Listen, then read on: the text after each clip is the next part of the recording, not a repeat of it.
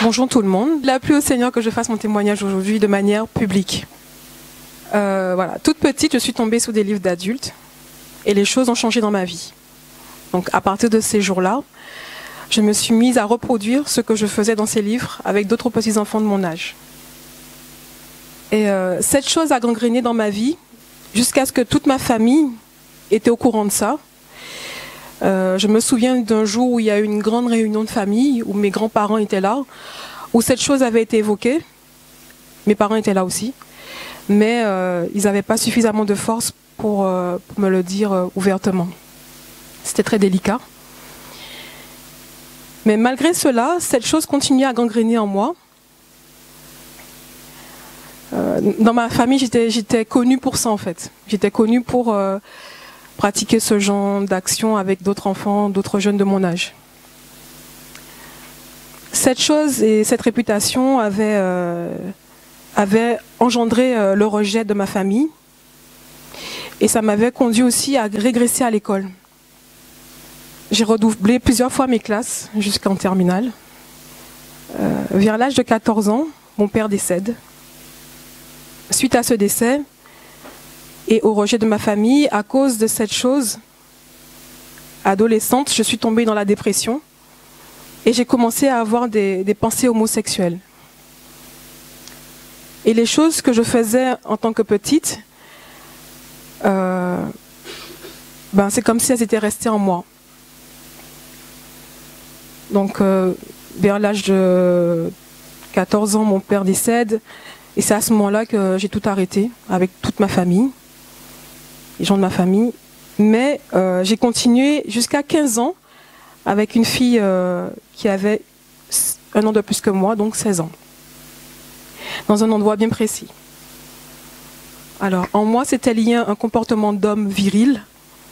Je n'étais plus vraiment une femme, j'étais comme un homme. Pourtant, j'avais tous les attributs d'une femme. Voilà, j'avais ce comportement viril qui s'est développé au fur et à mesure. Un an après avoir arrêté cette relation avec cette fille, je me suis retrouvée en colonie de vacances avec des jeunes filles de mon âge. Et par contre, c'est là où elles m'ont montré des films pornographiques, des films d'adultes. Et c'est devenu à partir de là vraiment une addiction. Je ne pouvais plus m'en passer, je pratiquais la masturbation toute seule, tout le temps. Ça devenait, j'en étais dépendante et c'était comme un besoin en fait. Ces pratiques-là, on minimise parfois les effets, mais ça a réellement diminué mon intelligence. J'étais plus quelqu'un de normal. J'étais quelqu'un qui, comme s'il manquait une case. Pourtant, j'avais l'impression d'être bien, mais voilà. Ces pratiques ont diminué mon intelligence jusqu'à être déclarée dyslexique. Je me réfugiais dans la masturbation quand j'étais dans le rejet. Et en moi grandissait cette lutte d'aimer les hommes et de refouler l'homosexualité. En 2006, je vis en métropole. Et en 2008, je fais de très très mauvaises rencontres. Un couple est devenu comme des gourous pour moi. Sans me rendre compte, je me mettais à me séparer de ma famille. Je commençais à leur donner la moitié de mon salaire, ma voiture. Ils m'ont fait contracter des dettes de 10 000 euros que je n'avais pas contractées réellement. Je devais leur verser à chaque fin de mois de l'argent. Et il y avait une femme en particulier dans ce couple, auquel j'affectionnais particulièrement, qui m'écrasait, m'insultait, me ridiculisait. Et ce qui était pervers dans cette relation, c'est que c'est ça qui me faisait accrocher à elle. Ayant subi le rejet de ma famille à cause des pratiques que je faisais, je trouvais en elle comme un réconfort malgré la méchanceté qu'elle avait envers moi. Donc cette relation était pervertie. Cet amour que j'avais pour elle était tellement perverti que si elle me demandait d'avoir une relation ambiguë avec elle, je l'aurais accepté. Après cela, le couple s'est installé sur Lyon. Et cette dépendance avec eux était si forte que eux sur Lyon et moi sur Paris, bah, je leur confiais tout en fait. Ma voiture, je pouvais être sur Paris, eux ici, c'est eux qui s'occupaient de ma voiture et moi je marchais à pied, je prenais le tram, le métro sur Paris. Pendant environ 2 ans. Étant sur Paris, j'ai fugué de chez ma mère. J'ai été dormir dehors avec les SDF. Donc j'appelais bien le 115 pour avoir un logement, ce qui n'était pas toujours facile. Un jour, cette fille m'a appelé et j'ai pris le premier train. Étant sur Paris, j'ai pris le premier train, je suis descendue sur Lyon. Et c'est là où ma situation a vraiment, vraiment empiré. Je me suis fait manipuler par cette femme jusqu'à contracter des crédits que je paye encore aujourd'hui. Et je leur payais leur loyer, je leur payais l'hôtel. Ils me faisaient appeler ma famille jusqu'en Guadeloupe pour leur demander de l'argent et le leur apporter. Elle me faisait mendier dans la rue et auprès de tout le monde en fait. Il fallait absolument avoir des sous, il fallait absolument avoir de l'argent. Il fallait que je demandie à tout le monde. Que ce soit dans les églises, que ce soit auprès de ma famille, que ce soit auprès de mes amis et même auprès de ceux qui ne m'aimaient pas. Il fallait que j'obtienne des sous à la fin de la journée. Et particulièrement à ma mère. Ma mère n'arrêtait pas de m'envoyer des sommes. Elle me disait, ma fille, t'es où? Mais t'es où? Je lui dis, maman, envoie juste l'argent parce que je suis seule sur Lyon. Donc voilà. Peu à peu, la manipulation, le mensonge est devenu ma seconde nature. Maintenant, je pouvais mendier sans scrupule. Et même quand elle n'était pas là, même pourtant quand j'avais un salaire, quand j'avais un travail et un salaire. Donc je touchais mon argent, mais en même temps, j'allais mendier dans la rue. Oui, à cause de la pression que j'endurais tous les jours, j'étais prête à aller jusqu'à la prostitution pour lui ramener de l'argent. Le Seigneur n'a pas permis, heureusement. C'était mes derniers instants avec elle. Elle m'envoyait demander de l'argent dans les églises. Arrivée dans cette église, je me suis mise à mendier. Alors, ce qui est incroyable, c'est que je me suis mise à mendier, mais en même temps, je me suis mise à mendier aussi la délivrance. Donc, quand j'allais voir le pasteur, les gens avaient peur de moi. Et je me suis mise aussi à quémander en même temps l'argent et la délivrance. Donc, vous imaginez un peu l'état du pasteur. Je lui ai demandé s'il pouvait me donner carrément 700 € pour que mon amie voyage en Guadeloupe. Parce qu'elle n'avait pas d'argent pour y aller et que son père était malade. Donc voilà, eux ils dormaient dans leur appartement tranquille et moi je dormais dans la rue. Et ça a duré pratiquement plus de 6 mois. L'église là où je mendiais, tout le monde avait peur de m'approcher. Non seulement parce que je mendiais, mais aussi parce que j'avais un masque sur le visage, quelque chose qui repoussait tout le monde. Donc les gens fuyaient à cause de ça. Pour la première fois dans cette assemblée, une sœur s'est approchée de moi et elle a juste pris de mes nouvelles. Elle a juste pris de mes nouvelles et a demandé mon numéro de téléphone pour m'appeler. Cela m'a tellement touchée, cela m'a profondément touchée parce que le fait de voir qu'on est rejeté de partout, de tous et qu'on entend sans cesse qu'on ne vaut rien, qu'on est rabaissé constamment, qu'on est nul, qu'on ne sert à rien. Et une sœur dans l'église a juste pris mes coordonnées, mais ça m'a tellement touchée que je lui ai dit non, celle-là, il faut que je la loupe pas, je la tiens. Ce que je ne savais pas, c'est que c'était le début de ma délivrance. Voilà pourquoi il faut toujours exercer l'hospitalité.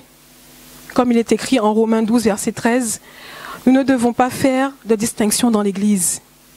Nous devons accueillir les gens dans l'hospitalité comme ils se présentent. Parce que si elle n'avait pas fait ça, peut-être aujourd'hui je ne serais pas là. Donc voilà, j'ai tellement été touchée par cette sœur que je lui ai proposé de la raccompagner chez elle. Et près de 3 fois, elle a refusé. Elle m'a dit non, j'ai l'habitude de rentrer chez moi, t'inquiète pas. J'ai dit non, il faut absolument que je te ramène. Il faut absolument parce que ça, j'avais jamais vu ça. Quelqu'un qui s'intéressait à moi pour ce que je suis, pour moi, c'était pas possible. Et donc voilà, auprès de 3 fois, j'ai insisté. et elle a accepté. En la ramenant chez elle, dans ma voiture, c'est là où elle me raconte son témoignage de sa délivrance. Et quand elle parlait, cela me touchait parce que c'était ce que je vivais. C'était exactement ce que je vivais. Concernant la vision de l'enfer, que si je meurs, que je n'ai pas accepté Christ dans ma vie, que j'irai en enfer. Pourtant, moi, dans ma tête, j'étais chrétienne. Moi, dans ma tête, j'étais convaincue que j'irais au paradis, mais à ces derniers instants, le Seigneur me montrait en même temps que j'étais pas à lui, que j'irais en enfer. Et quand cette sœur que j'ai raccompagnée m'a raconté ça, je me dis waouh, Seigneur, tu es Dieu, quoi. Enfin, je me suis écroulée. Car ce jour-là, avant même qu'elle vienne m'aborder à l'église, j'ai crié à Dieu de m'aider dans ma misère, ma souffrance, ma douleur. Et arrivée chez elle, je me suis effondrée en larmes car elle m'avait posé la question si j'étais possédée. Et je savais très bien que j'avais quelque chose qui n'était pas net en moi. Je savais très bien qu'il y avait quelque chose qui était louche dans mon corps, dans ma vie. Et quand elle m'a posé la question, j'étais stupéfaite. J'ai dit mais c'est pas possible, c'est Dieu qui me parle. Il n'y a personne d'autre qui sait. Car elle m'a dit que le Seigneur lui avait montré, dans le culte, il y avait une femme qui était possédée d'un esprit de mort. Ne sachant pas qu'il s'agissait de moi, c'est après cela qu'elle a compris que c'était moi. Et à son tour, maintenant, c'était elle qui insistait pour que je vienne chez elle. Alors moi, je lui disais non, je veux surtout pas rentrer là-bas. C'est elle qui me disait non, il faut que tu viennes, mon mari c'est un homme de Dieu, viens, on va prier pour toi. J'ai accepté. Et arrivé en haut, en parlant avec le monsieur de la maison, il m'a raconté qu'il y a 3 jours plus tôt, donc le mercredi, c'était un vendredi la réunion de prière, le mercredi soir, quand il écrivait son livre et assis, d'un coup il fut saisi par l'Esprit de Dieu et eut une vision live. Il pouvait voir avec ses yeux ce qui se passait à travers le mur. Il s'est levé, les yeux grands ouverts, et commençait à décrire ce qu'il voyait en criant. En écoutant les cris, il écoutait, en fait, la vision, c'était quoi? Les cris d'une femme qui était dehors et qui appelait son épouse. Il pouvait voir ce qui se passait. C'est comme si le Seigneur lui avait carrément ouvert les yeux sur le monde extérieur. Et cette vision était tellement forte que la femme de ce monsieur a prié le Seigneur pour que cette vision s'arrête. C'était une femme, voilà, qui appelait à l'aide, et particulièrement la sœur qui m'avait accompagnée. Quand le frère m'a raconté cette vision, je me suis souvenu que le même jour, à la même heure, j'ai crié à Dieu de me secourir avec des pleurs et des larmes. Mon âme m'était répandue devant le Seigneur parce que je savais très bien que ma fin était proche. C'est bizarre à dire comme ça, mais quand on sait qu'on va mourir, on le ressent. Ma fin était proche. Pendant qu'on discutait, cette famille a eu le discernement. Je ne sais pas comment ils ont fait. Le Seigneur est tout puissant. Ils ont eu le discernement que je n'avais pas de toit, malgré j'avais une voiture. Donc la petite voiture rouge que vous voyez, c'est la mienne. Et cette famille m'a accueilli chez eux, cette nuit-là, avant de me remettre dans le domaine du pasteur le dimanche. Ils m'ont donné de l'argent pour que j'aille à l'hôtel aussi, et pour faire mes courses. Sauf que j'étais tellement dans cette pensée j'avais tellement cet esprit de mendicité que pour moi l'argent, de toute façon je retournerai dans la rue et je vais encore mendier. Donc ce samedi-là, j'ai pris tout l'argent que j'avais et j'ai tout dépensé comme d'habitude. Là, je me suis lâchée, hein, j'ai tout fait.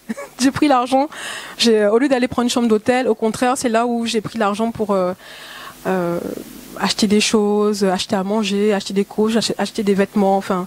J'ai pris ça comme un appât du gain au lieu d'une solution. Et je suis repartie, comme à mes habitudes, mendier dans la rue. Le soir arrivé, ils m'ont dit de venir écouter la parole de Dieu, croyant que j'avais pris une chambre d'hôtel. Sauf que bon, ils avaient compris que je n'avais pas pris d'hôtel et que j'étais de nouveau à la rue. Le dimanche arrivé, cette famille chrétienne, après l'entretien avec le pasteur, cette famille chrétienne ont pris la décision de me garder chez eux et de me suivre spirituellement. Je n'étais pas quelqu'un de fiable. Mais ils ont obéi à la voix de Dieu. Le Seigneur leur a fait grâce et leur a révélé tout ce qui se passait dans ma vie. Les choses personnelles que personne ne savait. C'est-à-dire l'homosexualité, le mensonge, la mendicité, le rejet, la fourberie et la masturbation. Car j'étais addict à ces monstres depuis l'enfance. Comme je l'ai dit dès le départ, j'étais possédée d'un esprit de duplicité et de fourberie. Car j'étais capable de manipuler les gens comme moi-même je me faisais manipuler. Pour moi, c'était un jeu, c'était facile en fait. Et le Seigneur a mis à nu les œuvres de cette femme qui me manipulait et m'extorquait de l'argent et m'envoyait mendier. Aussi, ils m'ont dit que cette femme était mon gourou. Et chose incroyable, ça m'a mis folle de rage. Donc j'étais tellement en colère que j'ai pris la décision de prendre toutes mes affaires chez eux. Je leur ai dit clairement que je rentre pas chez vous. Vous êtes des faux prophètes, vous êtes des arnaqueurs, c'est vous les arnaqueurs. Vous n'êtes pas des enfants de Dieu. C'était elle m'a protégée, c'était elle qui savait s'occuper de moi. Mais malgré cela, c'est là où je reconnais l'amour de Dieu. C'est là où je vraiment, avec le recul, je me dis, waouh, Seigneur, tu es Dieu. Malgré tout ce que j'ai pu leur dire, parce que je leur ai dit des choses très fortes. Et en plus, la femme que j'aimais le plus au monde, c'était mon gourou. Alors là, c'était juste pas possible. Mais malgré tout ça, ils ont eu suffisamment d'amour pour me supplier de rester chez eux et à continuer à suivre les enseignements pour ma délivrance. Et Dieu est tellement bon que chaque jour, Dieu révélait quelque chose caché en moi, quelque chose caché dans ma vie. Malgré cela, je refusais de passer à la confession. Comme quoi, le cœur de l'homme est vraiment dur. L'amour de Dieu et la puissance du Saint-Esprit dans les dons prophétiques m'ont fait capituler. Et au cours de ces enseignements, Dieu a montré quand et comment je devais être délivrée. Et ça s'est passé exactement, mes frères et sœurs, exactement comme le Seigneur l'a montré. Il n'y avait pas une virgule de plus. C'était comme ça et pas plus. Cette délivrance a duré plus de 3 heures. À la suite de cette délivrance, le Seigneur m'avait donné un message. C'était pour moi personnellement. C'est en Romains 8, verset 1 qui dit « Il n'y a plus de condamnation pour ceux qui sont en Jésus-Christ. » Et c'est là où j'ai compris que réellement j'appartenais à Dieu. Enfin, Dieu m'avait libéré de cet esprit-là, de ces esprits-là. Au cours des enseignements concernant ma délivrance, je pouvais sentir comment la puissance de la parole de Dieu et de la prophétie broyait mes os.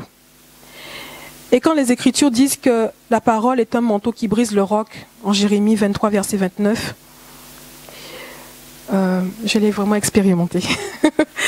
C'est vraiment, la parole est une puissance qui libère, quoi. Je peux encore l'attester car je l'ai vécu en tant que tel. Et le Seigneur a renouvelé mon intelligence, moi qui ne pouvais rien faire par moi-même. J'ai été affranchie de tout cela et le fait d'être connue de ma famille pour avoir un retard mental, aujourd'hui ils sont choqués de ma transformation. Le Seigneur m'a réconciliée avec ma famille dans le cadre de ma délivrance. La parole de Dieu dit en Matthieu 18, verset 8, « Je vous le dis en vérité, tout ce que vous liez sur la terre sera lié dans le ciel. Et tout ce que vous déliez sur la terre sera délié dans le ciel. » Et c'est ce que j'ai fait. J'ai appelé cette femme gourou pour rompre le lien incestueux que j'avais avec elle. Ah, c'était pas facile. C'était même très dur. Mais je l'ai fait par amour pour Dieu. J'avais contracté des dettes de plus de 1500 € d'amende. Pourquoi j'ai contracté ces dettes? C'est parce que cette femme me mettait tellement la pression, m'insultait, me criait dessus. Elle me faisait tellement perdre mes moyens que je ne savais plus conduire, je ne savais plus rien faire. J'étais comme une loque, je ne savais plus rien faire. Donc je me garais n'importe où, là où il ne fallait pas. Du moment que dès qu'elle appelle, il fallait que je sois là. La démarche de ma confession, j'ai voulu payer ma dette, toute ma dette auprès du Trésor public. Et le miracle de Dieu, c'est qu'il a effacé ma dette. J'ai appelé le Trésor public pour leur dire oui, j'ai bien des amendes de telle date à telle date, il faut que je paye mes amendes. Ils m'ont dit, madame, vous n'avez rien, vous n'êtes pas dans nos fichiers, on ne vous connaît pas. Et là, j'ai dit, mais c'est pas possible, si j'avais les documents, je vous l'aurais montré, mais j'ai une liasse d'amendes où je me garais mal à cause de cette fille. Et ils m'ont dit, non, on ne vous connaît pas, vous n'êtes pas dans nos fichiers. C'est là où j'ai rendu gloire à Dieu. Ils m'ont dit, non, on ne vous connaît pas, laissez tomber, quoi. Non, vous n'êtes pas dans nos fichiers. J'ai dit, mais c'est pas possible, j'ai des sous à payer. Ils m'ont dit, mais vous appelez pour payer vos sous, mais vous n'êtes pas chez nous. Donc, gloire soit rendue à Dieu. Après ma délivrance, quand le Seigneur m'a dit, il n'y a plus de condamnation pour ceux qui sont en Jésus-Christ. Je l'ai vécu, je le vis encore aujourd'hui. Le suivi spirituel a duré 6 mois environ, avec les enseignements, la prière. J'ai été rétablie sur le plan spirituel, social et psychologique. J'ai signé un CDI, j'ai trouvé un logement. Tout de suite, ça n'a pas tardé. CDI, logement. Et j'ai été rétablie sur le plan psychologique, moi que l'on traitait d'attardé mental. Aujourd'hui, j'ai même repris mes études. Et je me souviens qu'un homme de Dieu disait, en me regardant, qu'il n'avait jamais vu de toute sa vie quelqu'un rétabli comme moi. De la tête aux pieds, le Seigneur m'avait transformée. J'avais plus ce masque sur le visage, je brillais. J'étais resplendissante, j'étais comme purifiée, j'étais comme lavée. Et ça, ce n'est pas un homme qui l'a fait, c'est Christ. Et aujourd'hui, je suis une nouvelle femme, libérée, délivrée. Et voilà, j'aimerais juste chanter ce petit chant avec vous. Libérée, je suis libérée. Délivrée, je suis délivrée par le sang de Jésus. Lavée, je suis lavée. Purifiée, je suis purifiée par le sang de Jésus. Amen. Donc voilà, c'était mon témoignage, c'est d'où le Seigneur m'a tiré et qui je suis aujourd'hui dans le Seigneur. Donc le Seigneur fait des miracles encore aujourd'hui. Amen. Soyez bénis.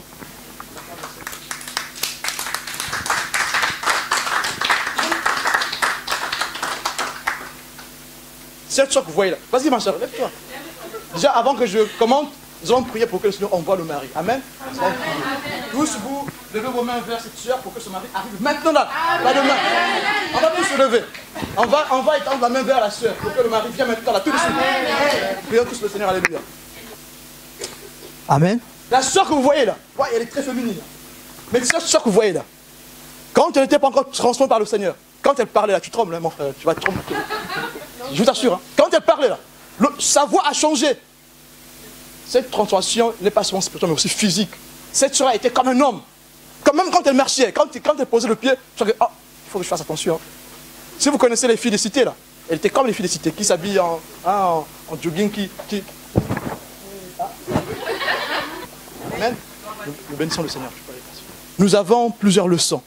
Parce que nous, qui l'avons reçu, cette nuit-là, le Seigneur a montré l'esprit qu'il y avait en elle, l'esprit de duplicité. Cet esprit était capable de s'aimer la zizanie. Alors je ne sais pas si parmi nous, quelqu'un, naturellement, puisse accepter que sa famille soit disloquée à cause d'un inconnu? Personne. Donc, naturellement parlant, on ne pouvait pas accepter cette sœur chez nous. Déjà, spirituellement, le Seigneur a montré cette nuit-là de façon puissante qu'elle avait un esprit de duplicité, l'esprit de l'homme et la femme. Elle était les deux personnes à la fois. Elle était l'homme et la femme. C'était la première chose que Dieu montrait. Donc, elle peut se comporter comme un homme en rival. Donc, il fallait pas être naturel pour l'accepter. Quand elle était avec ce couple, elle se comportait comme un autre homme dans le couple. Elle était capable de donner toute sa vie pour cette femme, afin de la voir pour elle toute seule. Un amour perverti. Et ça, le Seigneur le révèle. Et moi, dans mon coin, je dis, Seigneur Dieu Tout-Puissant, qu'est-ce que tu m'envoies là? Moi, je vais faire comment là? Elle va partir avec ma femme et mes enfants. Moi, je vais rester tout seul là. On dit au pasteur, ah pasteur, fais attention, cette soeur-là, elle est deux. Elle venait tout seule, mais elle se rend deux là. Fais attention, quand tu vas parler, ne viens pas tout seul. Je vous assure. Elle avait une capacité de manipulation incroyable. Incroyable. Et il fallait beaucoup d'amour. Mais une leçon d'amour. Ceux qui veulent travailler pour Dieu doivent développer le cœur de don de soi. Donc l'amour que le Seigneur a eu pour nous, ce n'est pas que le Seigneur en avait trop pour donner, pour distribuer, non. Il sait sacrifier. Voilà pourquoi le mot sacrifice a son sens. Il n'y a pas de don s'il n'y a pas de sacrifice exact, vrai. Où tu sens que la chair est en train de se plaindre. C'est là qu'il faut agir. Ceux qui sont appelés à servir Dieu, si tu veux que Dieu t'élève dans les dons spirituels, si tu veux que Dieu te lève en tant que serviteur de Dieu, en tant que servante de Dieu, il faut que tu apprennes à donner le sacrifice, à faire le sacrifice.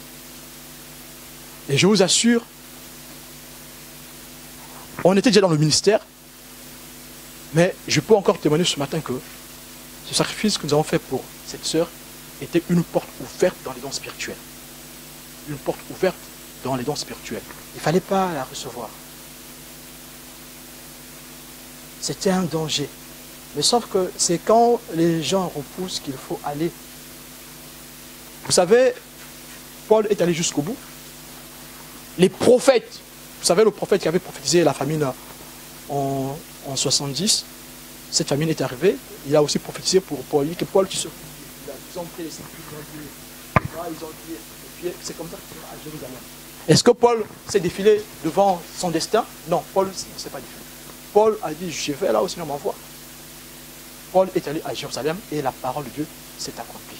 Si Paul avait fui ce chemin de Jérusalem, l'ampleur que nous avons aujourd'hui de l'évangile, on n'allait pas la voir aujourd'hui. Il fallait que Paul obéisse. Et pourtant le Seigneur montre. Quand le Seigneur montre, il faut être très prudent. Dieu a montré, mais Dieu n'a pas dit que non, ne faites pas. Dieu a montré que non, c'était un danger. Mais Dieu n'a jamais dit que non, bon, Fabrice, ne refusez parce qu'il y a un danger. Non, Dieu a juste dit que c'est un danger. Et quand on acceptait, le Seigneur agit de façon puissante. De façon puissante. On n'a même pas le temps pour dire ce que le Seigneur a fait. Là, elle est passée outre. Mais nous tirons une grande leçon d'amour. Une grande leçon d'amour. Les enfants de Dieu doivent avoir un cœur qui est très large pour servir le Seigneur. Toujours marcher dans l'obéissance. L'amour, on ne l'exprime pas par rapport à ce qu'on a. On exprime l'amour par rapport à ce qu'on n'a pas. Si tu attends d'avoir pour exprimer l'amour, tu ne vas jamais exprimer l'amour. Et tu n'auras jamais le don gratuit de Dieu. Le travail pour cette transformation ne s'est pas fait en un jour, non. Quand la sœur a été délivrée des esprits, parce qu'elle avait aussi des esprits, quand la sœur a été délivrée des esprits, il ne fallait pas s'arrêter là. La vraie délivrance, ce n'est pas celle qui est physique. Tu dis, démon sort au nom de Jésus, il sort. Amen, tu es un enfant de Dieu, tu as l'autorité du Saint-Esprit, le démon va sortir. Mais son cœur, qui va le transformer? Ce n'est pas quand le démon sort que son cœur va se transformer. Il faut lui enseigner l'obéissance pour que son cœur se transforme. Et pour ça, celles ou ceux qui veulent servir Dieu doivent comprendre cette leçon. Il fallait être persévérant. Matthieu 28, verset 20. Apprenez-leur à obéir. 19 à 20. Apprenez-leur à obéir. Baptisez-les et apprenez-leur à obéir. Le domaine est sorti. Il fallait qu'elle reste encore avec nous 6 mois durant dans l'enseignement. On pouvait rester jusqu'à 5 heures du matin. Hein? On discutait. Il faut être disposé. Si tu veux servir Dieu, il faut que tu sois disponible pour les autres. On pouvait rester jusqu'à 5 heures du matin. L'enseignement, ce n'était que la parole de Dieu. Il n'y avait pas autre chose, il n'y avait pas un autre livre. On lisait que la Bible tous les jours. La Bible prière, la Bible prière. Ceux qui ont des problèmes au niveau mental, au niveau de leur cœur, tu as du mal à aimer les autres. Tu as du mal à accepter que l'autre réussisse. Parce que c'est une chose aussi qui gangrène l'Église. C'est une chose qui gangrène l'Église. Un vrai enfant de Dieu, celui qui a reçu la vie, ne peut pas avoir un cœur serré quand son frère ou sa sœur fait des exploits quelque part, dans un domaine, je ne sais pas quel domaine, que ce soit dans le social, dans la vie spirituelle, dans la vie intellectuelle. Un vrai enfant de Dieu ne peut pas avoir un cœur jaloux. Ceux qui veulent être des enfants de Dieu, qui servent Dieu dans la vérité, dans l'amour, doivent se donner eux-mêmes.